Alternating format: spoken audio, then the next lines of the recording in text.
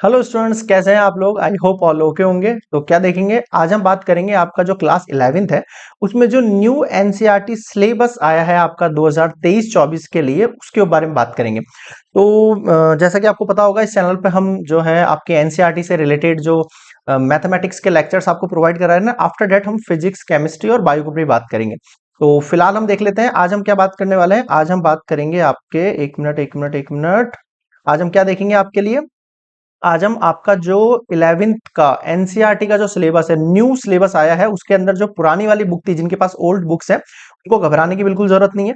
जो पुरानी बुक है उसमें से क्या क्या टॉपिक्स डिलीट हो चुके हैं उसके बाद न्यू बुक में आया। ऐसा आपको लग रहा होगा कि कई जगह रूमर्स हैं कि जो न्यू बुक आई है आपके पास एनसीईआरटी की, बायोलॉजी सब्जेक्ट के लिए बात कर रहा हूं मैं, तो उसके अंदर जो है बहुत कुछ चेंज हो गया है। तो ऐसा कुछ नहीं है स्टूडेंट्स, कुछ भी चेंज नहीं हुआ है। जो पुरानी बुक थी केवल उसमें से कुछ इन्होंने, हर चैप्टर में से भी नहीं कहूंगा मैं, मतलब कुछ चैप्टर्स में से कुछ टॉपिक्स को डिलीट कर दिया है कि मतलब स्टूडेंट्स के लिए सिलेबस बहुत ज्यादा हो जाता है एंड ऑल, मतलब बहुत सारे इनके रीजंस हैं गवर्नमेंट के, उसको लेके रैशनलाइज जो इनकी स्कीम आई है इस साल 2023-24 के लिए। और होगा अब इसके बाद जो बुक्स चलेंगी आपकी, ये न्यू एनसीईआरटी चलेगी, पुरानी बुक नहीं चलेगी। लेकिन जिनके पास भी पुरानी एनसीईआरटी है उनको घबराने की बिल्कुल जरूरत नहीं है। उन्हें ऐसा लग रहा होगा कि हमारी बुक एकदम वेस्ट हो गई, हमें नई नई बुक्स खरीदनी पड़ेंगी, बुक स्टोर पर बुक अवेलेबल ही नहीं है। ऐसा इशू जिन भी स्टूडेंट के सामने आ रहा है उनको बिल्कुल घबराने की जरूरत नहीं। आप चाहो तो ई बुक भी डाउनलोड कर सकते हो, सीबीएसई की साइट है, वहां आपको जो बुक भी अवेलेबल हो जाएगी। और जिनके पास पुरानी बुक है वो उन बुक से भी पढ़ सकते हैं, पुरानी बुक से। केवल आपको जो है कुछ जो डिलीटेड पोर्शन है उनको डिलीट कर लेना है। तो यहाँ मैं आपको जो डिलीटेड पोर्शन है उनके बारे में बात करूंगा। जैसे कि जो आपकी ओल्ड एनसीईआरटी आपको दिख रहा होगा स्क्रीन पर, जो आपका चैप्टर नंबर, ध्यान रखना मैं केवल उनके बारे में बात कर रहा हूं जिनके पास ओल्ड एनसीईआरटी है। क्लियर है ये चीज। जिनके पास ओल्ड एनसीईआरटी, केवल उनको डिलीट करना ही है टॉपिक्स। जिनके पास न्यू एनसीईआरटी खरीदी है, जिनके मतलब न्यू एनसीईआरटी खरीदने का मतलब ये नहीं है कि बुक स्टोर से नई बुक ले लिया आपने। बुक स्टोर से जो नई बुक ली हो सकता है वो भी पुराना एडिशन ही हो। तो एक बार बुक खरीदने के बाद जो इंट्रो पेज होता है तो नीचे आपके लिखा होगा 2023-24, ना इस तरीके से आपको मेंशन होगा वहां पे। अगर ये मेंशन है तभी आपकी बुक जो है न्यू एडिशन है, वरना नहीं है। तो अगर ऐसा है आपके पास न्यू एडिशन है तो घबराने की कोई बात नहीं, आप उस बुक से पढ़ सकते हैं। और जिनके पास ओल्ड बुक है वो इन टॉपिक्स को जो है नोट कर लो। कौन कौन से, देखो, जो चैप्टर नंबर 1 है आपका, जो लिविंग वर्ल्ड है, उसमें 1.1 व्हाट इज लिविंग, जो बुक है आपके एनसीईआरटी, उसको खोलोगे तो आपको 1.1 जो टॉपिक है उसको कट कर लेना आप बिल्कुल। ये केवल वो टॉपिक बता रहा हूं मैं आपको जो डिलीटेड है ना, जो आएंगे वो नहीं, जो डिलीटेड इनको हटा लो। इनके अलावा जो भी बुक में बचेगा वो सब कुछ आएगा, ठीक है। 1.4 है टैक्सोनॉमिकल एड्स है, इनको डिलीट कर लो आप। 1.4.2 है बॉटनिकल गार्डन्स है, इनको डिलीट कर लो आप। म्यूजियम्स है, इनको डिलीट कर लो। और ये पूरा पार्टीशन जो है ये आप डिलीट कर लो अपनी बुक के अंदर। बुक लेके बैठ जाओ, वीडियो एकदम स्लो कर लो, पॉज कर लो और आराम से डिलीट करते रहो। क्वेश्चन नंबर 10 है आपके पास एक, इसको भी डिलीट कर लेना। फिर आपके पास चैप्टर नंबर 3 आता है। चैप्टर नंबर 2 है, उसमें इसको डिलीट नहीं है। जो चैप्टर्स में से जो जो आइटम इसमें से डिलीट किए गए हैं केवल वो ऐड किए हैं हमने इस वीडियो के अंदर। बाकी जो जैसा है वैसा ही रहेगा, ठीक है। तो जो थर्ड चैप्टर आपका प्लांट किंगडम, उसमें देख लेना आप। एंजियोस्पर्म्स है, ये आप डिलीट कर लेना। 3.5 टॉपिक है, 3.6 टॉपिक है। समरी दे रखा है पैराग्राफ 6, पैरा 5 और 6, ये डिलीट कर लेना है आपको। और क्वेश्चन नंबर 10 डिलीट कर लेना, लाइक डेट, ऐसा, ठीक है। आगे चले। Okay, okay. चैप्टर नंबर 5 है आपका, मार्फोलॉजी ऑफ फ्लावरिंग प्लांट्स है। इसमें 5.1.2 डिलीट कर लेना, 5.2.1 डिलीट कर लेना, 5.3.4 डिलीट कर लेना, पैपके डिलीट कर लेना और 5.9.3 डिलीट करना। क्वेश्चन नंबर आपका जो 1 2 6 का बी पार्ट, 8 9 12 14, ये आप डिलीट कर लेना अपनी पुरानी बुक में से। केवल पुरानी, जिनके पास ओल्ड एनसीईआरटी उनकी बात कर रहा हूं मैं, न्यू वालों की बात नहीं कर रहा हूँ, ठीक है, ध्यान देना इस बात पर। ओके, चैप्टर नंबर 6 पर आएंगे आप सीधे। द टिश्यू वाला जो टॉपिक है 6.1, फिर 6.1.1, 6.1.2.1, 2.2, ये सारी सीरीज दे रखी है हमने। ये सारा का सारा आपको जहां भी ये वाले नंबर्स दिख रहे हैं ना, वहां आप कट कर लो अपनी बुक में। इससे आपको ध्यान रहेगा ये टॉपिक्स हमें नहीं पढ़ने। केवल ये बोर्ड पर्सपेक्टिव से बता रहा हूं मैं आपको ना, बोर्ड्स के अंदर जो है इन टॉपिक से रिलेटेड आपको क्वेश्चंस नहीं मिलेंगे। अगर मैं ये टॉपिक कट करा रहा हूं तो इनसे रिलेटेड जो भी क्वेश्चन आपके पास बनता है, ठीक है, चाहे आपके पीछे एक्सरसाइज में हो या फिर मिड क्वेश्चंस में से हो या फिर आपके रिफ्रेशर जो आप फॉलो कर रहे हो वो हो, उनको आप डिलीट करते हुए चलना। मतलब वो क्वेश्चंस आपके पास नहीं पूछे जाएंगे, ठीक है। बोर्ड के अंदर बात कर रहा हूँ, जो 11 12 का जो 11 का जो आपका एग्जाम होगा उसकी बात कर रहा हूँ, वहां नहीं पूछे जाएंगे। फिर क्वेश्चन नंबर 1 2 3 7 11 ये भी कट कर लेना चैप्टर नंबर 6 में से, ठीक है। आगे बढ़े। ओके, आगे आते हैं हम चैप्टर नंबर 7 पर। 7.1, 7.1.1, ये जो पूरा सीरीज दिख रहा है ना, ये पूरा पूरा पूरा पूरा पूरा ये एज इट इज आप कट कर लो। वीडियो पॉज कर लो, और ये सारे टॉपिक्स देख लो आपकी ओल्ड एनसीईआरटी में कहाँ है, इन पे जाके टिक करते जाओ, मतलब रॉन्ग करते जाओ इस तरीके से कि ये नहीं आने वाला। क्वेश्चन नंबर ही क्वेश्चन नोट कर लो, 1 2 3 4 5 6 7 8 9 10 11 12 14 सी, ये भी आपके नहीं आएंगे। क्लियर है? आगे बढ़े। ओके, वीडियो पॉज करके देख लेना, मैं थोड़ा सा जल्दी जल्दी बता रहा हूँ, ठीक है। चैप्टर नंबर 9 पे आ जाएंगे सीधे आप, बायोमोलिक्यूल्स पे। यहाँ पे 9.8 कट कर लेना है, 9.9 कट कर लेना है आपको, 9.8 कट कर लेना है, 9.11 कट कर लेना, और क्वेश्चन नंबर दिस ये कट कर लेना। ठीक है, वीडियो पॉज करके देखना। ऐसा नहीं हो कि सर आप बहुत जल्दी जल्दी करा रहे हो, जल्दी इसलिए करा रहा हूँ, वरना एक एक क्वेश्चन के लिए बैठा रहूंगा, वीडियो बहुत लंबा हो जाएगा। चैप्टर नंबर 11 है आपके लिए, फुल चैप्टर डिलीट हो गया है, ये बहुत ही बढ़िया आपके लिए भाई साहब। चैप्टर नंबर 12 है मिनरल न्यूट्रिशन, ये भी फुल चैप्टर डिलीट हो गया, ये और भी बढ़िया हो गया। बच्चे इनको देखते खुश हो रहे होंगे, तो मजा इस चीज के अंदर आ रहा है, टॉपिक से ज्यादा तो इसमें मजा आ रहा होगा। चैप्टर नंबर 15 है आपका प्लांट ग्रोथ एंड डेवलपमेंट, ये टॉपिक्स डिलीट हुए हैं और ये क्वेश्चंस डिलीट हुए हैं आपके लिए, ठीक है। और चैप्टर नंबर 16 है आपके डाइजेशन एंड एब्जॉर्प्शन, ये फुल चैप्टर डिलीट हो गया आपका एज इट इज, ठीक है। तो 3 चैप्टर देख रहे हो आप, और ये तीन तो पूरी तरीके से आपके कट हो गए हैं। फिर आपके पास चैप्टर नंबर 21 आता है, इसमें 21.5 वाला पार्ट कट हो गया है, फिर 21.6 हो गया है, 21.6.1 हो गया है, लाइक डेट जो भी ये दिख रहा है आपको यहाँ पे, इसको आप नोट कर लो, ये सब कट हो गया है। और क्वेश्चन नंबर ये कंप्लीटली कट हो गया है। बताओ यहाँ तक कोई दिक्कत है क्या? नहीं दिक्कत।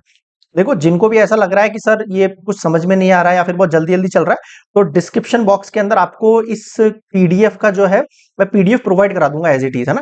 तो यहाँ पे मतलब ये जो कटवटा है ना, ऐसा ऐसा कुछ नहीं आएगा, ये पूरी की पूरी एज इट इज आपको पीडीएफ प्रोवाइड हो जाएगी डिस्क्रिप्शन के अंदर, तो टेंशन लेने की बिल्कुल जरूरत नहीं है आपको। पूरा का पूरा पीडीएफ एज इट इज आपको प्रोवाइड हो जाएगा। कोई दिक्कत तो नहीं है ना किसी को? कोई डाउट लेने की टेंशन नहीं है, डिस्क्रिप्शन बॉक्स में जाना, वीडियो देख लेना एंड तक। उसके बाद भी ऐसा लगे कि आपको नोट करना है, तो पीडीएफ जो है नीचे डिस्क्रिप्शन में मिल जाएगी, आप उसको या तो प्रिंट आउट करके निकाल लेना, या सॉफ्ट कॉपी हार्ड कॉपी जैसा आपको सही लगे वैसा रख लेना, ठीक है। अब मैं बोर्ड का पैटर्न भी बता देता हूँ आपको, बोर्ड ने इस बार क्या पैटर्न दिया है आपको। बोर्ड ने आपको ये पैटर्न दिया है कुछ, है ना। इस तरीके से डायवर्सिटी ऑफ लिविंग यूनिट, ये आपका यूनिट 1 इस तरीके से चलते हैं, आपको पता होगा, आपकी बुक है अगर आपके पास, बुक में देखेंगे आप, यूनिट 1 है, उसके अंदर 3 या 4 चैप्टर आएंगे, यूनिट 2 के अंदर फिर कुछ चैप्टर आएंगे, यूनिट 3 के अंदर कुछ 4-5 चैप्टर्स आएंगे, इस तरीके से इंक्लूडेड होता है आपके लिए। तो यूनिट 1 जो है, मतलब उसमें जो भी चैप्टर्स आएंगे यूनिट के अंदर, यूनिट 1 के अंदर जो कट गए उनको नहीं बता रहा हूँ, जो कटने के अलावा जो भी पोर्शन बचेगा ना उसकी बात कर रहा हूँ, उसमें 15 मार्क्स है। यूनिट 2 आपका 10 मार्क्स का है, यूनिट 3 आपका 15 मार्क्स का है, यूनिट 4 आपका 12 मार्क्स का है, यूनिट 5 आपका 18 मार्क्स का है। तो टोटल 70 मार्क्स है, 30 मार्क्स का आपका होता है प्रैक्टिकल। 30 का क्या होता है आपका? प्रैक्टिकल। बताओ कोई दिक्कत है क्या? आई थिंक सबको समझ में आ गया होगा, कोई दिक्कत है? नहीं है? आ रहा है समझ में? ठीक है। तो ये मैंने कंप्लीट कर लिया। अब देखो, मैं आपको एक इंपॉर्टेंट बात और बता देता हूँ यहाँ पे, मतलब ये वीडियो तो आपने देख लिया होगा, मतलब डिस्क्रिप्शन बॉक्स के अंदर जो उसका पीडीएफ है वो भी मिल जाएगा आपको इजीली। तो मेरी बात सुना, जो भी स्टूडेंट्स ये 11th के ना जो कट वाला पार्ट है, मैं आपको सजेस्ट करूंगा, अगर आप 11th और 12th के लिए बहुत अच्छा प्रिपरेशन कर रहे हैं आपके लिए, चाहे आप साइंस बायो से बिलोंग करते हो, चाहे आप साइंस मैथ्स की स्ट्रीम से बिलोंग करते हो, तो आप ध्यान दीजिए, जो भी आप मतलब जैसे 11th या 12th के बाद जब आप सीयूईटी का एग्जाम देंगे, जैसे आपको पता होगा सेंट्रल जो यूनिवर्सिटीज हैं उनके लिए आपको सीयूईटी का एक एंट्रेंस एग्जाम है जो क्लियर करना पड़ेगा, उसके बाद ही आपको एडमिशन मिलेगा।